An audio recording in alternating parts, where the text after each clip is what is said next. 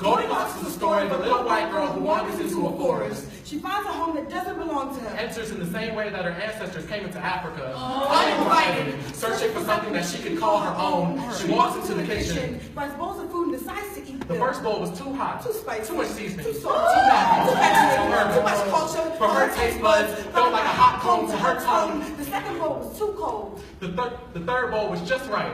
It didn't clap back. It was a token bowl that didn't want to be like the rest of them. It went to a private school just outside the district and provided more opportunities for it to assimilate. Less interactions with the common bowl. The one this bowl thought was ghetto. So after she ate, she felt tired. So she goes into the living room where she sees 3 chairs. She sits in the first 2 chairs, but the 2 chairs were too big. Too much room for improvement, not made for her personal elevations. Cushions felt like they could swallow her privilege like loose change. That they had to compensate to prove that they were much more than some lazy boys. She sits in the 3rd chair.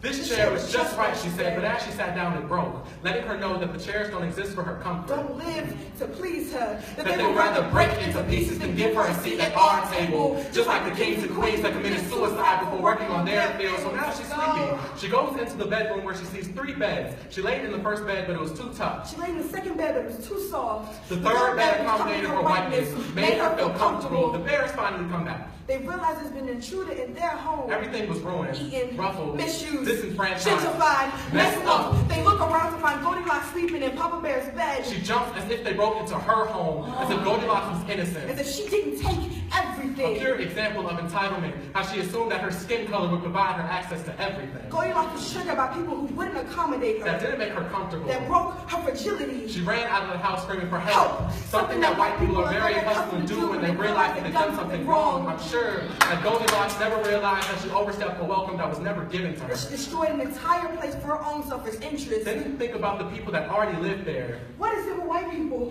Why can't they just leave things that don't belong to them alone? Like our sweat, Our hair, our skin, voices, our lives, our culture. I'm sure the writer was trying to prepare us for something that was coming in the future. That white people will invade your space. Take everything you have until it works for them. Until it fits for them. Or until they like it.